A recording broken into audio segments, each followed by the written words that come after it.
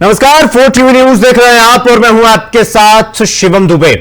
तो एक बार फिर से हम आप सबके बीच में अपना और आपका पसंदीदा कार्यक्रम आपकी तहसील आपकी खबर लेकर आपके बीच में आ चुके हैं। और चूंकि आप सबको पता है कि हम इस खास प्रोग्राम में सिर्फ इतना करते हैं कि खबरें हम आम उठाते हैं। यह जो खास प्रोग्राम है इसमें हम आम मुद्दे उठाते हैं। इसीलिए इस प्रोग्राम को आप सब इतना सराह रहे हैं और इसीलिए आपका इतना सपोर्ट भी हमें मिल रहा है। और शायद यही वजह है कि हम भी उतना जुनून और उतनी ताकत के साथ हर दिन आप सबके बीच में आपका जो मुद्दा है उसे लेकर आपके बीच में आते हैं। वहीं से हमें शक्ति मिलती है। और जो लोग नहीं जानते हैं उन्हें बता दें कि हम अपने इस खास प्रोग्राम में गांव देहात की जो मूलभूत समस्याएं हैं या फिर सरकार की वो जो मूलभूत सुविधाएं हैं जो संसद से तो निकलती हैं लेकिन सड़क तक नहीं पहुंच पाती, उसके बीच में जो जिम्मेदार लोग हैं, जो अधिकारी हैं, जो तीमारदार हैं, जो अपने काम से भागते हैं या फिर अली गली बतिया करके निकलने की कोशिश करते हैं। वो पंचायत वेब सीरीज का वो डायलॉग याद है ना कि देख रहे हो विनोद कैसे अंग्रेजी बोल बोल के मामले को टरकाया जाता है। ठीक उसी तरीके से अधिकारी जब दाएं बाएं बताकर भागने की कोशिश करते हैं तो हम इस प्रोग्राम के जरिए उनको रोकते हैं और उनसे उनकी जवाबदेही देते हैं और यह तय करते हैं कि यह आपकी जिम्मेदारी थी जो आपने नहीं निभाया। गांव की जो मूलभूत समस्याएं, बिजली, पानी, सड़क, पंचायत आवास, इसमें ग्राम प्रधान से लेकर के प्रदेश स्तर तक के अधिकारी, प्रशासनिक स्तर तक के अधिकारियों से हम जवाब लेते हैं। और इसीलिए हम हर दिन चूंकि समय का अभाव होता है इसलिए हम 3 जो आम मुद्दे हैं, आम लोगों की नजर में खास है लेकिन खास लोगों की नजर में ये आम मुद्दे हैं, उसको हम उठाते हैं, आपके बीच में लाकर के पटकते हैं और उसके बाद बीच का रास्ता निकालते हैं समाधान का, जो अधिकारी आमतौर पर नहीं करते हैं और कवाई काटते हुए दाएं बाएं भागते हैं। तो अब बिना किसी देरी के हम प्रोग्राम की शुरुआत करेंगे और आज जो 2 मुद्दे हम लेकर आए हैं वो भी आम मुद्दे हैं खास लोगों के लिए, लेकिन हमारे लिए यह उतना ही महत्वपूर्ण है जितना कि सदन में कोई चर्चा होती है हम उतना ही तवज्जो देते हैं जो सड़क पर आम लोग परेशान हैं। बस लोगों में और हमारे में यही अंतर है। तो आज शुरुआत करेंगे और सबसे पहले अपने पहले कहानी की तरफ, पहली पड़ताल की तरफ हम गौर करेंगे, रुख करेंगे। तो पहली जो पड़ताल है वो चंदौली से है। शहाबगंज ब्लॉक के 17 गांवों में भ्रष्टाचार का मामला यह हमारे संज्ञान में आया। हमने इसकी पड़ताल भी की। आपको बता दें कि गांवों में भ्रष्टाचार को लेकर के लगातार आवाज उठ रही है और आशा बहु भर्ती में भ्रष्टाचार का आरोप, सरकारी गाइडलाइन की धज्जियां उड़ाई जा रही हैं। न प्रचार हुआ है, न खुली बैठकें हुई हैं, न ही खुली बैठक कराई गई है। मतलब इतना कि अब तो अधिकारियों के ऊपर आरोप भी लग रहे हैं और आरोप ऐसे वैसे आरोप नहीं, काम न करने के आरोप नहीं, दाएं बाएं भागने के आरोप नहीं, बल्कि आरोप किस चीज पर लग रहा है? सबसे शर्मनाक आरोप, वसूली का आरोप, सबसे शर्मनाक। किसी भी प्रशासनिक अधिकारी के पूरे जीवन काल में जब से वो नौकरी कर रहे हैं, अगर उनके ऊपर वसूली करने का आरोप लग जाए, और हम आरोप कह रहे हैं, यह प्रूफ नहीं हुआ है हालांकि, लेकिन आरोप है और हम सिर्फ आरोप का जिक्र कर रहे हैं। मतलब कई ग्राम प्रधानों ने फर्जी हस्ताक्षर के आरोप लगाए हैं इन पर, फर्जी हस्ताक्षर, फ्रॉडगिरी, समझ रहे हैं ना? 3 से 7 साल की जेल है इसमें, 3 से 7 साल की। तो मुख्यमंत्री कार्यालय तक यह जो पूरा मामला है वो चौखट तक पहुंच चुका है, जांच के आदेश भी हुए हैं। और आपको बता दें कि इस मामले में जब भी किसी अधिकारी से बातचीत की जाती है या पूछा जाता है तो फिर वो कहते हैं कि हमें इसको लेकर तो कोई जानकारी नहीं है। अब सवाल यही उठता है जब हम चीख चीख कर ये कहते हैं कि अधिकारी लापरवाही ना करें और जो जिसके लिए उन्हें मोटी रकम दी जाती है महीने की लास्ट या महीने की शुरुआती दिनों में, 1 तारीख को सैलरी उनके खाते में खटाखट आ जाती है। हमारा सवाल उनसे है कि ये जो सैलरी आ रही है जनता के पैसों से, टैक्स से आपको पैसा मिल रहा है, उनके लिए आप बैठे हैं कि नहीं बैठे हैं? इसलिए हम कई बार आपको बोल चुके हैं ना कि हमारा मकसद हंगामा करना नहीं है, हमारा मकसद है सिर्फ जवाब तलब करना। हमारा मकसद है तीमारदार लोगों से सवाल पूछना, उनसे जवाब लेना, बस हमारा मकसद और कुछ नहीं है। हमारा मकसद बखेड़ा खड़ा करना नहीं है।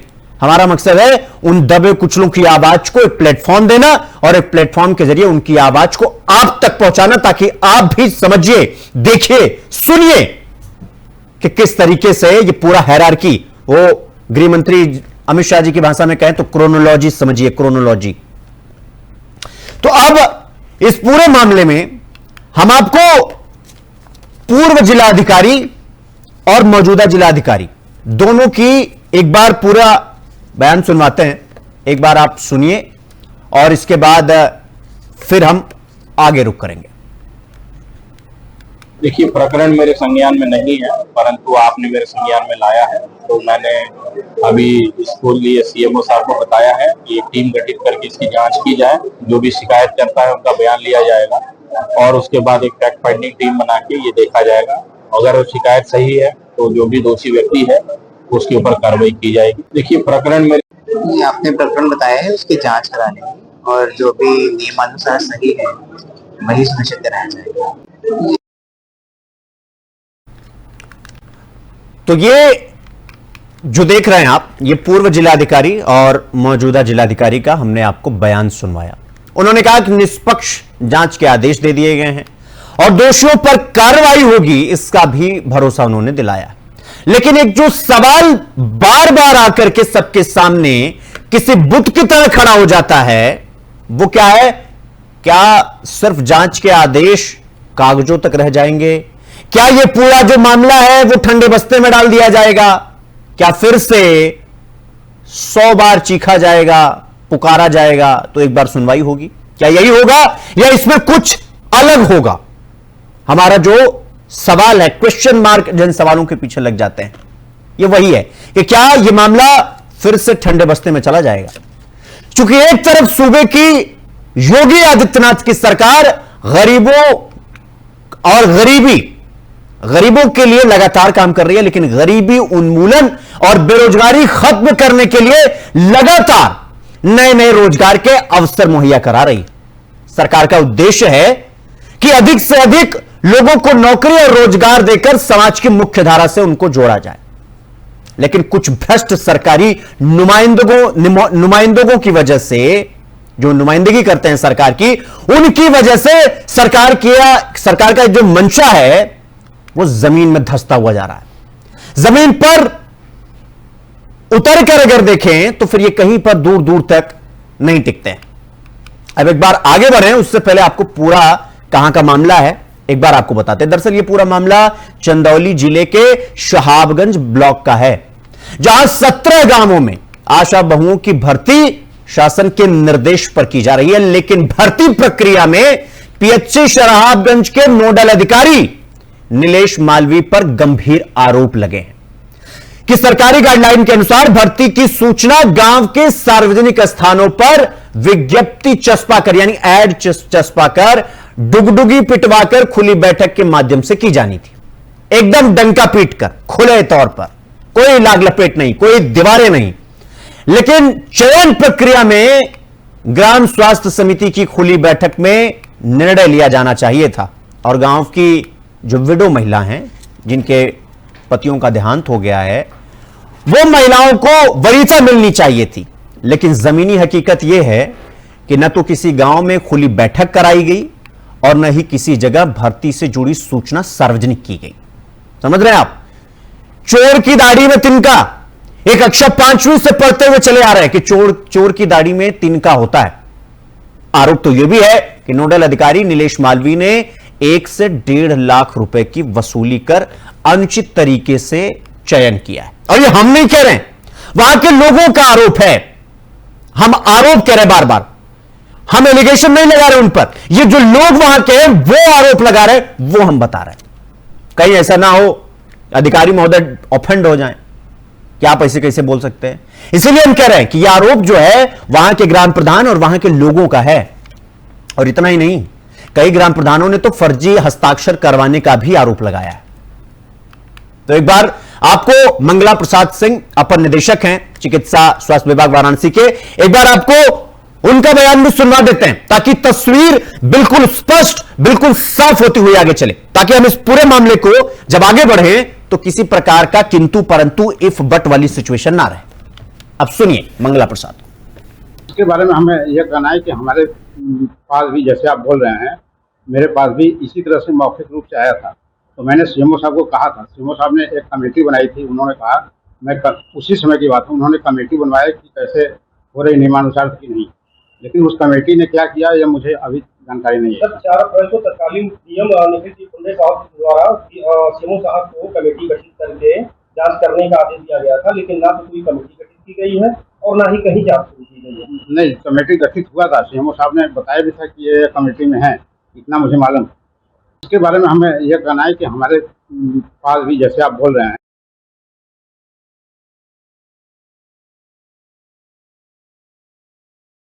तो आपने सुना, ये थे अपर निदेशक चिकित्सा और स्वास्थ्य विभाग वाराणसी के अधिकारी मंगला प्रसाद। मगर उनके बयान से तो यह मालूम होता है कि पूरे मामले पर लीपापोती की जा रही है और कुछ नहीं किया जा रहा है। लीपापोती समझते हैं ना, लीपापोती, बस वही किया जा रहा है। उनके बयान को सुनिए अगर ध्यान से तो आपको यही पता चलेगा। और अब हमारे सहयोगी हमारे साथ जुड़ रहे हैं, इस पूरी खबर की पड़ताल उन्होंने की है, पूरी जानकारी ली है और उसके बाद एक एक करके हम आगे बढ़ेंगे। हमारे साथ हमारे सहयोगी मिथिलेश हमारे साथ जुड़ गए हैं। मिथिलेश, ये जो पूरा मामला है जिस पर अधिकारियों पर आरोप लग रहा है, ना उन्होंने कोई हायरार्की सिस्टम को फॉलो किया, ना किसी तरीके से आगे बढ़े वो, अब आप मुझे ये बताइए कि पूरा मामला क्या है। एक बार तो आप विस्तार से पहले वो बताइए ताकि हमारे दर्शकों को और सिंप्लीफाई हो सके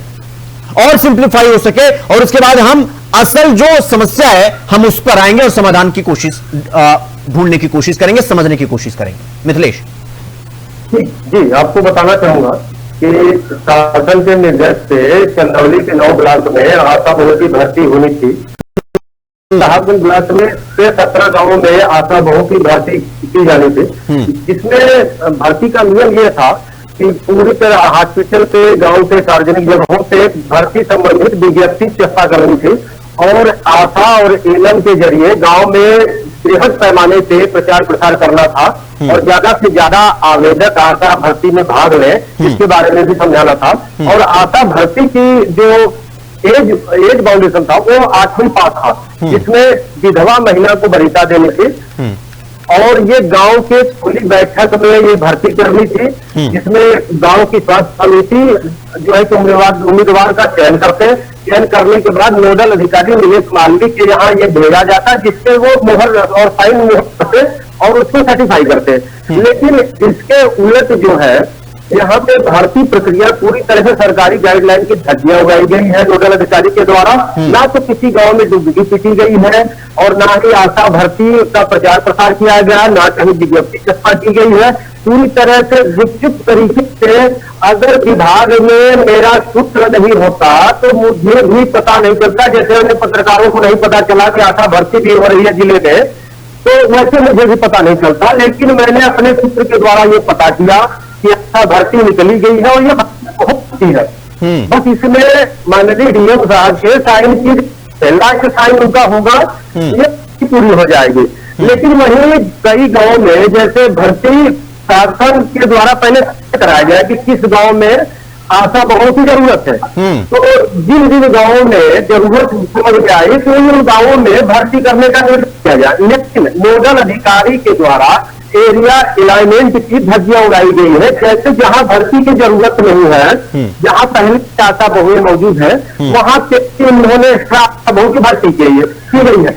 उस गाँव में जैसे डुमरी हो गया, उधर पूरा झुन्नू हो गया, बड़गांव हो गया, ये 4 गांवों का पता चला है कि इन गांवों में जरूरत नहीं थी आशा बहू की, शासन के निर्देश के खिलाफ जाके नोडल अधिकारी के द्वारा ये भर्ती की गई। वहीं कई प्रधान ऐसे मिथिलेश मैं ये जानना चाह रहा हूं आपसे कि मिथिलेश एक सेकंड, मुझे कहीं जानकारी नहीं है और फर्जी तरीके से भर्ती फार्म पे मेरा फॉर्म ले लिया गया है, जिसकी जानकारी मुझे नहीं है। ठीक, एक मिनट, अब यही रुकिए। अंडर एज, मिथिलेश मेरी आवाज आ रही है आपको? इसमें 18 साल से 45 साल है, 25 साल से 45 साल है, 25 साल से 45 साल है, लेकिन इसमें जो है कि 25 साल से कम उम्र की भी 2-4 उम्मीदवारों की भर्ती की गई है, जो कि शासन नियमावली की सीधा धज्जियां उड़ाती दिखाई दे रही है। 27 डीएम निखिल टी फुंडे को 4 अप्रैल को उनसे शिकायत की गई थी, लिखित शिकायत की गई थी, जिसमें उन्होंने बयान दिया। इनके बगल में सीएमओ साहब बैठे थे, डॉक्टर वाई के राय जी बैठे थे। डीएम साहब ने इनको निर्देशित किया कि आपके द्वारा तत्काल टीम गठित करके जांच कर कार्रवाई करिए। तो सीएमओ साहब ने डीएम साहब से अपने आप को ऊपर समझे, उन्होंने कोई जांच नहीं की। दोबारा फिर वर्तमान डीएम चंद्रमोहन गर्ग जी के यहाँ शिकायत दी गई। उन्होंने भी मामले में टीम गठित कर जांच करने का आदेश दिया। वहां भी इनके भी आदेश के ऊपर सीएमओ साहब ने अपने आप को समझा, उसमें भी जांच सही नहीं की गई। उसके बाद ये मामला मुख्यमंत्री बाई लेटर मुख्यमंत्री कार्यालय के पास पहुंचा, जहां पे महानिदेशक स्वास्थ्य विभाग लखनऊ के द्वारा सीएमओ को जांच सौंपी गई है। अब ये देखना है कि सीएमओ साहब महानिदेशक महोदय से भी ऊपर समझते हैं कि इसमें सही तरीके से जांच करते हैं। जी मिथिलेश, मेरी आवाज आ रही थी आपको? जी आ रही थी। जी मिथिलेश, मेरा सवाल यही था कि अगर नोडल अधिकारी के ऊपर भाई वहां के ग्राम प्रधानों का तो ये कहना है कि भाई वो 1-1 लाख रुपया 1.5 लाख रुपया वो ऊपर से वो कमाई भी कर रहे हैं, तो ये आरोप भी लग रहा है। मेरा सवाल ये कि इसमें सीएमओ साहब की भूमिका कहां नजर आती है और सीएमओ साहब को ये अहम ब्रह्मास्मि वाली फीलिंग क्यों आ रही है? क्या जिलाधिकारी का कोई महत्व नहीं है सीएमओ साहब के आगे, या सीएमओ साहब के आगे मामला गया और फिर वो पिछले मामले की तरह इनोसेंट बनने की कोशिश करना है, इनोसेंट कि मुझे कुछ नहीं पता, मैं एकदम क्लीन हूं? जी सीएमओ साहब के पास ये मामला 20 बार गया होगा, वो भी लिखित में। लेकिन किसी जो तत्कालीन पीएससी प्रभारी नीलेश मालवीय है, जो कि नोडल अधिकारी है, इनका ट्रांसफर भी हो गया था पीएससी मरेड़ी से। तो लेकिन सीएमओ साहब ने इनको हटा नहीं। जो एलवी शर्मा का ट्रांसफर होकर ये सहारनपुर के प्रभारी पद पे आए, तो सीएमओ साहब ने इनको सीएमओ के पद पे रख दिया। अब समस्या ये कि जांच कार्रवाई पे सवालिया निशान इस वजह से उठता है कि अगर जो आरोपी है और जहां पे आरोप लगा है उसी पीएससी से वो बना रहेगा, तो जांच को बिल्कुल प्रभावित करेगा। और कहीं न कहीं सीएमओ साहब का हाथ नीलेश मालवीय के ऊपर पूरी तरह से है। इसी वजह से नीलेश मालवीय पे आज तक कार्रवाई नहीं की गई।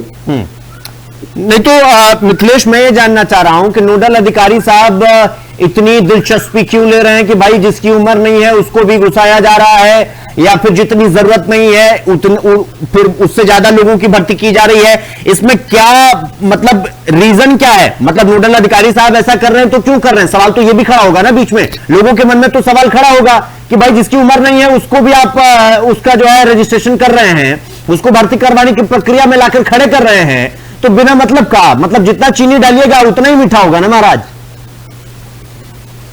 जी मैं आपको बता दूं क्योंकि अगर कोई भी सरकारी अधिकारी सर्विस कंडक्ट रूल के खिलाफ जाके काम करता है, तो कहीं न कहीं उसको कुछ न कुछ फायदा होता है, कहीं न कहीं कुछ लाभ है, तभी वो जो है कि सरकारी नियमों की धज्जियां उड़ाता है। लेकिन रही मैं अपने दर्शकों को बता दूं कि अभी कुछ रोज या लगभग 20 रोज पहले 4 टीवी चैनल ने इसी खबर को प्रमुखता से चलाया था, जिसके वजह से प्रभारी नीलेश मालवीय को ये लग गया कि जिन जिन गांवों की खबरें चल रही है, हो सकता है कि वहां की जांच हो, तो वहां की भर्ती बंद करके दूसरी जगह की कर दी गई जहां जरूरत नहीं थी।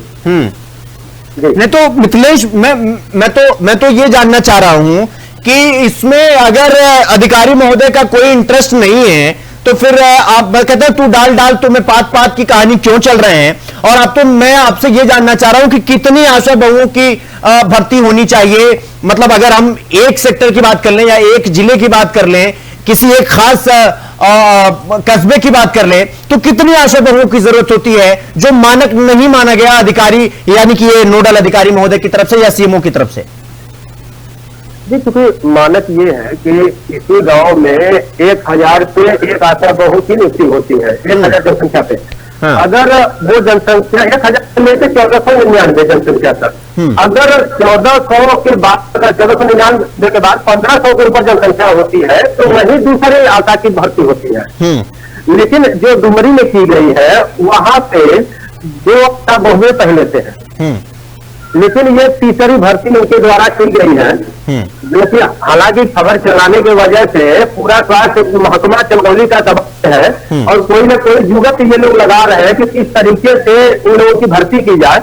हालांकि कोई भी आवेदक या उम्मीदवार किसी भी अधिकारी पे गलत आरोप नहीं लगाता है कि मुझसे किया गया। और दूसरी बात कि अब लोगों को क्या कहा इनको, इनमें बहुत ज्यादा मानदेय भी नहीं है, 3000 रुपये मंथली मिलना चाहिए और उसमें भी 1 से 1.5 लाख की वसूली। ये कैसे ये लोग नौकरी करके वसूल पाएंगे? और रात जब भी कहीं डिलीवरी होगी उनको जाना होगा। ठीक, सरकार एक तरफ गरीबी और गरीबों गरीबी हटाने के चक्कर में पड़ी हुई है, नित नए रोजगार मुहैया कर रही है, लेकिन ऐसा लग रहा है चंदौली का स्वास्थ्य विभाग गरीबों को ही हटाने के चक्कर में पड़ा।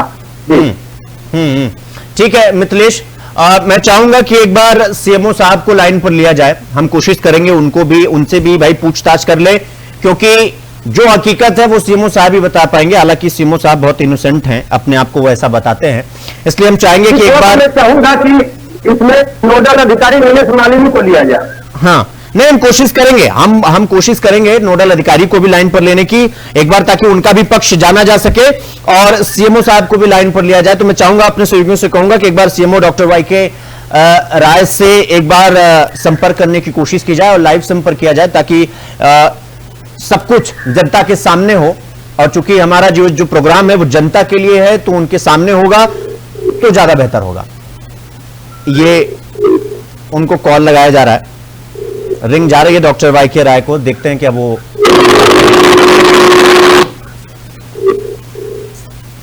तो रिंग जा रही है लगातार। अब वाईके राय साहब अगर फोन उठाते हैं तो फिर दूध का दूध पानी का पानी हो जाएगा, जो भी है उनसे पूछा जाएगा। तो आप सुन सकते हैं वाईके राय जो सीएमओ हैं, जिनकी एक महत्वपूर्ण भूमिका होती है, जिनकी एक अपनी जिम्मेदारी होती है, उनको कॉल किया जा रहा है, उनसे संपर्क करने की कोशिश की जा रही है। एक बार उनको कॉल किया गया, रिंग पूरी घंटी गई, लेकिन उन्होंने उठाया नहीं। हम चाहेंगे, अपने सहयोगियों से कहेंगे कि एक बार फिर से लगाया जाए, ताकि लोगों को इस बात की संतुष्टि हो कि उनको बार बार कॉल किया जा रहा है। इसलिए किया जा रहा है क्योंकि उनसे जवाब लिया जाए। हमने आपसे पहले ही कहा कि हमारा मकसद हंगामा करना बिल्कुल नहीं। हम चाहते हैं कि जो जिम्मेदार हैं वो जवाब दें, अगर गलत है तो गलत, सही है तो सही, दूध का दूध पानी का पानी। उसके बाद न्याय करना वो कोर्ट का काम है, सजा देना वो कोर्ट का काम है, लेकिन हमारा जो काम है वो हम करते रहेंगे, निडर होकर, निष्पक्ष होकर हम काम करते रहेंगे। और जो ये तीमारदार लोग हैं, जो जिम्मेदार लोग हैं, जो अपनी जिम्मेदारी से भागते हैं, उनको लाकर कटघरे में खड़ा करेंगे और उनसे आपके सवाल होंगे और उनसे पूछे जाएंगे।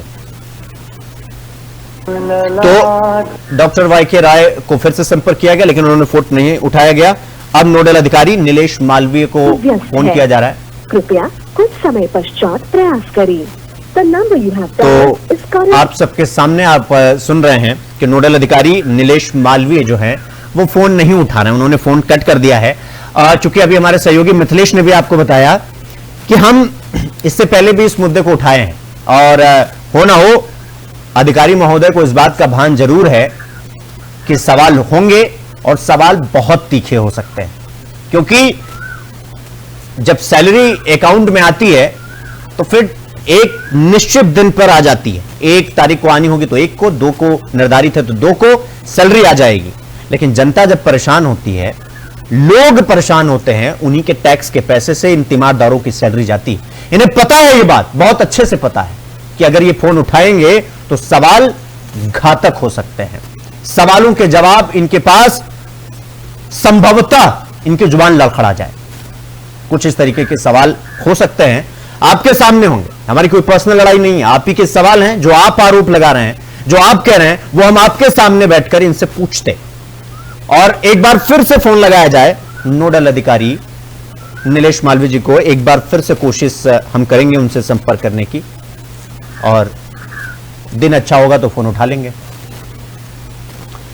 तो तब तक उनको कॉल किया जा रहा है। हमारे सहयोगी मिथिलेश हमारे साथ बने हुए हैं। मिथिलेश, जिस तरीके से सरकार, उत्तर प्रदेश सरकार कहती है कि भाई गरीबी उन्मूलन करेंगे, गरीबों का उद्धार करेंगे, मतलब हर तरीके से ये कहा जाता है कि भाई गरीबों की सरकार है ये, लेकिन जिस तरीके से यहां पर पूरा खेल चल रहा है, मतलब कहते हैं ना कि दाल में कुछ काला है, मिथिलेश यहां तो पूरी दाल काली है।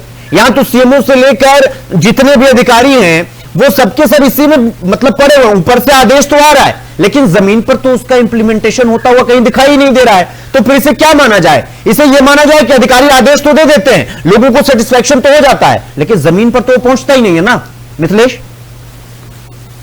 जी देखिए, रही बात अधिकारियों की, तो अगर अधिकारी आदेश तो दे देते हैं, लेकिन उस आदेश से क्या हुआ, क्या कार्रवाई की गई या ठंडे बस्ते में डाल दिया गया, तो फीडबैक लेना नहीं जरूरी नहीं समझते हैं। और रही बात मुख्यमंत्री जी की, तो इसके द्वारा कोई भी कल्याणकारी योजना चलाती है तो उस योजना की मॉनिटरिंग के लिए एक मिनट मिथिलेश, मेरी आवाज आ रही है आपके पास? एक मिनट रुके रहिएगा। हमारे साथ नोडल अधिकारी नीलेश मालवीय जी हमारे साथ जुड़ गए हैं। नीलेश जी, आपका बहुत स्वागत 4 टीवी न्यूज पर। और आपको इस वक्त पूरा उत्तर प्रदेश और आपको सब सुन रहे हैं। मेरी आवाज आ रही है आप तक? तो 4 टीवी न्यूज का जिक्र होते ही नोडल अधिकारी नीलेश मालवीय ने फोन कट कर दिया। हम चाहते हैं एक बार फिर से उनके अंदर जो भय है, और हम नोडल अधिकारी नीलेश मालवीय जी को कहेंगे कि आप भय मत खाइए, आप हमारे सवालों का जवाब दीजिए और आराम से चले जाइए। तो एक बार फिर से उनसे संपर्क करने की कोशिश की जा रही है, उनका फोन स्विच ऑफ हो गया है। तो कहते हैं ना कि इन आमतौर पर मैं आपको बताता हूं, इन अधिकारियों के लिए एक जमाने में किसी शायर ने कहा था कि बड़े शौक से मेरा घर जला, कोई आंच तुझ पर ना आएगी, चूंकि ये जुबान किसी ने खरीद ली और ये कलम किसी की गुलाम है। इन अधिकारियों के लिए एक जमाने में किसी ने कहा था, और ऐसे नहीं कहा। ये सरकारी पदों पर जो तीमारदार बैठे हैं ना, इनके लिए ये शब्द जो है शब्दशः बहुत मैटर करता है कि बड़े शौक से गरीबों का घर जलता है, लेकिन कोई आंच इन पर नहीं आएगी, कोई आंच नहीं आएगी। फर्क नहीं पड़ता है, कोई फर्क नहीं पड़ता है। 3,000 कमाने वाली आशा बहुओं को 1.5 लाख रुपया वसूली हो जा रहा है। जरा जोड़कर देखिए कि कितने महीने में वो अपना ये जो हिसाब है उसको भरपाई कर पाएंगी। जरा गुणा गणित करिएगा। और ये जो नोडल अधिकारी नीलेश मालवीय हैं, जो 2 बार तो फोन नहीं उठाते हैं, तीसरी बार ये फोन भी उठाते हैं, तो 4 टीवी पर स्वागत ये शब्द इनके कानों में इतना तेज चुभते हैं कि महाराज फोन बंद कर देते हैं। इसीलिए कहते हैं चोर की दाढ़ी में तिनका। हमारे बुजुर्गों का बड़ा धन्यवाद है कि उन्होंने इस तरह की जो कहावतें और ये मुहावरे वो लाए। वो ऐसे नहीं लाए, वो इसीलिए लाए, इन्हीं लोगों के लिए लाए कि अगर सब कुछ सही है, नोडल अधिकारी महोदय सही हैं, अब भी हम आरोप नहीं लगा रहे हैं, लेकिन हम कह रहे हैं कि अगर सब कुछ सही है, कहते हैं कि सत्य परेशान जरूर हो सकता है, पराजित नहीं हो सकता। तो नीलेश मालवीय साहब, आप परेशान हो सकते हैं, पराजित नहीं हो सकते हैं। अगर आप सही हैं तो आप आइए, हम आपको पूरा प्लेटफॉर्म दे रहे हैं, हम एक पूरा प्रॉपर प्लेटफॉर्म दे रहे हैं आपको। इससे बेहतर प्लेटफॉर्म नहीं मिलेगा आपको अपनी बेगुनाही साबित करने का। लेकिन नहीं, आप भाग रहे हैं, आप भाग रहे हैं। इसका मतलब यह कि चोर की दाढ़ी में तिनका है। मिथिलेश, आप अपनी बात रखिए, आप अपनी बात पूरी करिए। कुछ कह रहे थे आप? जैसे सरकार कोई भी जन कल्याणकारी योजना बनाती है तो उसके लिए 3 बने अधिकारियों से, चीफ सेक्रेटरी से लेके मंडल आयुक्त से लेके डीएम से लेके ये बना है। तो मॉनिटरिंग करने का काम उनका है कि जो ऊपर से 1 रुपए अगर शासन ने भेजा है निचले पायदान तक, तो वो 1 रुपए पहुंच रहे हैं कि नहीं है। हर घर पहुंच रहे हैं, हर व्यक्ति को लाभ मिल रहा है कि नहीं। लेकिन होता क्या है कि पहुंचते ऊपर से चलते हैं 1 रुपए चलते हैं, तो नीचे आके शायद 10 पैसा मिल जाए। नहीं ठीक है, एक मिनट जितने भ्रष्टाचार है। हाँ नहीं मिथिलेश, एक मिनट, मैं अपने सहयोगियों से कहूंगा कि एक बार आशा भर्ती के जो आवेदक हैं ग्रामीण वाले, उनके बाइट सुनवाए जाए और उसके बाद संतोष गौड़ जिन्होंने आरोप लगाया एक तरीके से, उनका भी बयान अच्छे से चलाया जाए, ताकि तस्वीर में चाहता हूं कि कहीं पर किसी भी प्रकार का एक सवाल ना खड़ा हो कि हमने ये चीज छुपा ली, हमने ये नहीं दिखाया, हमने एक तरफा रिपोर्ट चलाई। हम नहीं चाहते, हम बिल्कुल तस्वीर जनता के सामने कोरे कागज की तरह रखना चाहते हैं। एक बार चलाइए आशा भर्ती आवेदक का जो बयान है वो चलाइए, और उसके बाद संतोष गौड़ ग्राम प्रधान उनका भी एक बार चलाया जाए, ताकि तस्वीरें बिल्कुल साफ हो सकें, स्पष्ट हो चुके। इसलिए हम बिल्कुल सब कुछ जो है वो सबके सामने रखना चाहते हैं। किसी मतलब जैसे सबको पता चलता है कि यहाँ भर्ती निकली, यहाँ निकली, तो हम भी जान गए कि हाँ भर्ती निकला है। तो हम किसी ने बताया होगा, तो किसी वजह से कि हमारे हस्बैंड हमसे बताए थे। कौन बताए थे? आपके हस्बैंड? हाँ। अच्छा, गांव में प्रधान के द्वारा डुगडुगी पिटवा के सूचना दी गई थी इसके बारे में? नहीं सर, ऐसे कुछ बात। उषा का बेटा फार्म लेकर आया था, कहा कि मम्मी का रिन्यूअल कराना है, उसको हमने साइन किया है। गलतफहमी में हम झटके में थे, हमको जाना था, मीटिंग था, हम सही ढंग से पढ़ नहीं पाए। हम सोचे कि कार्य करती ही है उषा, हो सकता है रिन्यूअल कराने के लिए ये संहिता पर काम करती है, तो हम ये समझ के झटके में थे, हम साइन कर दिए। बहू की भर्ती हो रही है, आवेदक आवेदन दे रहे हैं, ग्रामीण अपनी शिकायत दर्ज करवा रहे हैं, वसूली हो रही है। हमारे यूपी बिहार में कहावत है कि राजा को पता ही नहीं, मुसहर बन बांट देते हैं। यहां भर्ती का कुछ पता नहीं, ऊपर से क्या आया कुछ पता नहीं। आवेदन छोड़ो, आवेदक छोड़ो, कोई फर्क नहीं पड़ता। पहले सब गर्म हो जाए, उसके बाद सब बढ़िया है। लेकिन आमतौर पर हम जब कोई एग्जाम भी देते हैं, छोटे से छोटा एग्जाम, तो उसमें प्री होता है, फिर मेंस होता है, फिर इंटरव्यू होता है, तब जाकर कहीं सिलेक्शन होता है। उसके पहले भी सिलेक्शन होने के बावजूद भी एक ट्रेनिंग पीरियड होता है बाकायदा, उसके बाद होता है किसी का सिलेक्शन। लेकिन यहां पर तो सब एकदम चंगा, ना कोई पोस्टरबाजी, ना कोई पोस्टर छपवाया गया, ना लोगों को ज्ञात करवाया गया, ना डुगडुगी बजवाया गया, कुछ भी नहीं हुआ। कोई बात नहीं, सब कुछ अपना है, कोई दिक्कत नहीं है। सीएमओ साहब कोई दिक्कत नहीं, जिलाधिकारी से आ गया, जांच होगी, कोई प्रॉब्लम नहीं। डर नाम की चीज नहीं है, किसी भी अधिकारी के अंदर से डर खत्म हो गया है। उन्हें लगता है कि ऊपर तक बात पहुंच ही नहीं पाएगी, और पहुंच भी गई तो क्या फर्क पड़ता है, दूध की जिम्मेदारी बिल्ली को मिल जाएगी, कोई दिक्कत नहीं है। तो इसलिए इनके अंदर से वो डर खत्म हो गया है। और वही डर अभी ये जो नोडल अधिकारी है नीलेश मालवी, वही डर हमको दिखा है, साफ तौर पर आपको दिखा है आपकी टीवी स्क्रीन पर। और इसलिए हमने लाइव कॉल करवाया। हम कोई रिकॉर्डिंग नहीं करते कि पहले रिकॉर्डिंग कर ले, प्री प्लान कर ले। ये शो ऑन द स्पॉट सब कुछ करता है आपके सामने, पूरा पारदर्शी तरीके से। हमारे और आपके बीच में कोई दीवार ना हो, हम एकदम पारदर्शी रखते हैं इस शो को। इसलिए आप इतना सराह रहे हैं, इसलिए आपकी इतनी तादाद में हमारे पास शिकायतें भी आ रही हैं अपने इलाकों के प्रधान को लेकर, अधिकारियों को लेकर। तो ये तो हाल। अब यह मामला जांच होगा, किसी की जवाबदेही तय की जाएगी, या फिर हमेशा की तरह ऑल टाइम फेवरेट अधिकारियों का ठंडे बस्ते में डाल दो, कोई प्रॉब्लम नहीं। 2-4 दिन हो हंगामा होगा, इसके बाद मामला शांत हो जाएगा। है कोई पूछेगा तो है नहीं इनको, तुम बदले तो हम कौन सा पुराने से रहे, तुम आने से रहे तो हम बुलाने से रहे, अधिकारियों की फेवरेट। अब ये पूरी कहानी